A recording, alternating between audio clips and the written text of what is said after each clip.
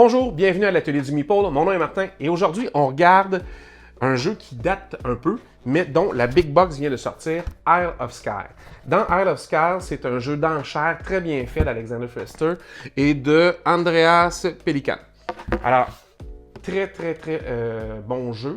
Et c'est un jeu de tuiles. Alors, vous connaissez mon amour pour les jeux de tuiles en partant. Et celui-là a un petit quelque chose de plus, c'est que vous devez acheter vos tuiles. Et c'est pas simple tout le temps. Vous devez regarder ce que les autres ont besoin et faire un prix en conséquence, mais vous devez être capable de les racheter en cas de besoin si personne ne les achète. Alors, il y a quand même un peu de prévoyance à faire. Toutes les extensions de Isle of Skye n'étaient pas dans cette boîte-là. Il en manquait une, Journeyman, que je me suis procurée et que je vais essayer d'insérer dans le rangement pour que tout ça rentre bien ensemble.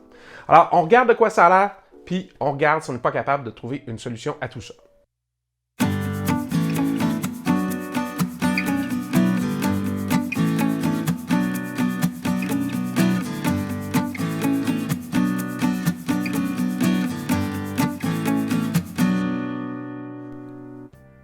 Bien, regardons ensemble ce qu'il y a dans la boîte de Isle of Skye de Big Box. Je vous le dis tout de suite, j'ai ajouté la seule extension qui n'était pas fournie dans la Big Box, c'est-à-dire Journeyman. Fait que la boîte, même si elle est plus haute que l'original, si vous voulez, mais il y a quand même beaucoup de stock dedans. Fait qu'il y a le sac avec toutes les tuiles de base. C'est magnifique d'ailleurs, hein, avec l'imprimé dessus. Vous avez, ça c'est une extension pour les bordures en coin, les différents objectifs de game, l'extension druide, l'argent, les pièces des différents personnages, mais pas juste de base avec toutes les extensions. Fait que, ça serait peut-être intéressant de les séparer effectivement par couleur de joueur. Ça aussi c'est l'extension druide. Ça, c'est une autre petite extension dont je ne me souviens pas le nom, mais il y en a un autre là. Puis ici, c'est tous les petits morceaux de l'extension Journeyman, celle que j'ai ajoutée.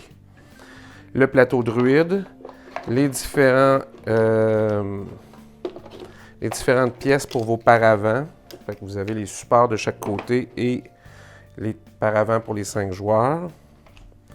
Vous avez les fameux plateaux de Journeyman et vous avez le plateau de base.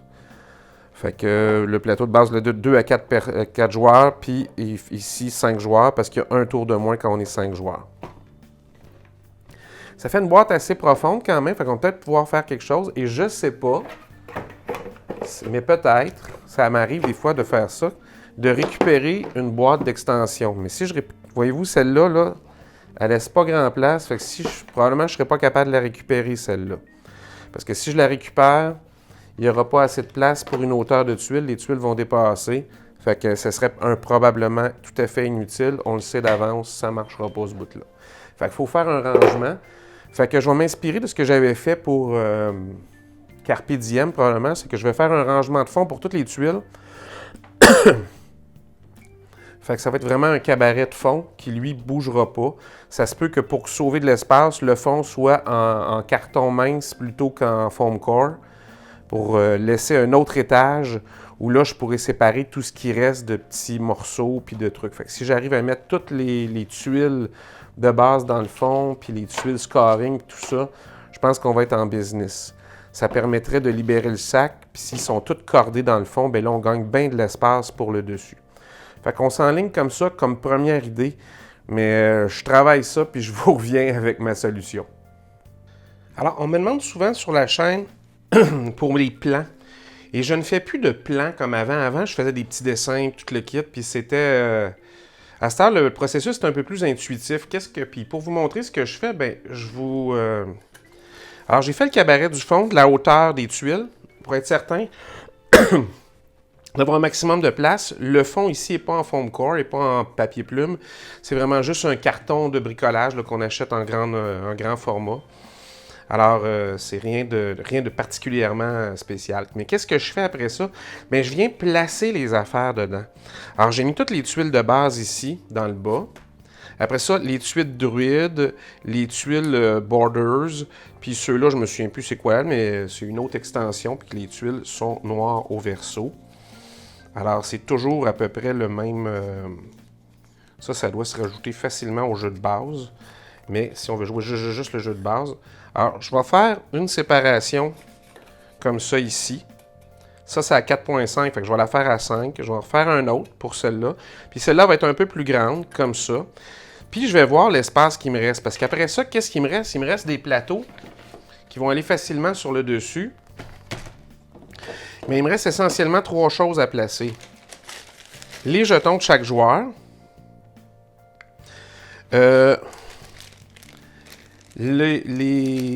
L'extension Journeyman que je vais vraiment mettre à part.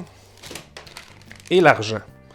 Fait que, mon feeling, c'est que peut-être que les paravents vont juste aller sur le dessus avec le restant. Puis que je vais faire des sections pour chaque joueur. Ici, les tuiles sont séparées par chaque joueur. Fait que ça pourrait être intéressant. Les tuiles de coin comme ça. Puis j'aurai de la place pour mettre probablement l'extension Journeyman à côté ici. Je vais y aller étape par étape, sachant ce qui rentre et ce qui rentre pas. Puis le restant, ben, va aller juste sur le dessus, parce qu'après les plateaux, puis tout ça, ben, tu sais, j'ai un sac, le sac est très mince, hein, c'est rien, un sac, quand c'est vide. Fait qu'il va y avoir en masse d'espace pour tout mettre, ce sera pas un problème. C'est juste de décider qu'est-ce qui est le plus pratique, d'avoir pour chaque joueur toutes les pièces, c'est bien pratique, mais souvent, quand je fais ça, je le fais dans des petits copes en origami, pour que ce soit facile à sortir, et dire, voici tes pièces de jeu, tu sais. Puis ici, ben c'est plus complexe parce que c'est vraiment une extension très différente. Elle, je vais la mettre à part. Peut-être qu'elle aura son petit compartiment facile à sortir parce que les tuiles, on n'a pas besoin de faire de... une fois que les compartiments sont faits, on n'a pas besoin de mettre une boîte en origami. Puis ça, ben c'est certain que l'argent, je vais voir l'espace qu'elle peut prendre avec la hauteur. Mais ça, c'est clair que ça va être un truc d'origami qu'on peut sortir, mettre ça à la table, puis piger direct dedans. Puis après ça, le remettre direct dedans au fur et à mesure qu'on joue. Fait que c'était pour vous donner une idée de comment je procède. Fait que vraiment, je n'ai pas tout fait les décisions. Je vais commencer par mettre mes séparateurs, mesurer l'espace qui reste, puis j'aviserai pour le restant. Fait que c'est un peu comme ça que je procède. On se revoit avec ma solution finale. OK, on est prêt pour le résultat de Isle of Skye Big Box. Je vous rappelle, dedans, en plus... J'ai mis l'extension, l'extension qui venait pas avec la Big Box. On ne comprend pas tellement pourquoi elle n'était pas dedans, mais bon. Journeyman. Alors, en partant, comme toujours, règle de jeu, j'ai mis tout ce qui était plateau sur le dessus. Alors, les plateaux de Journeyman sont ici.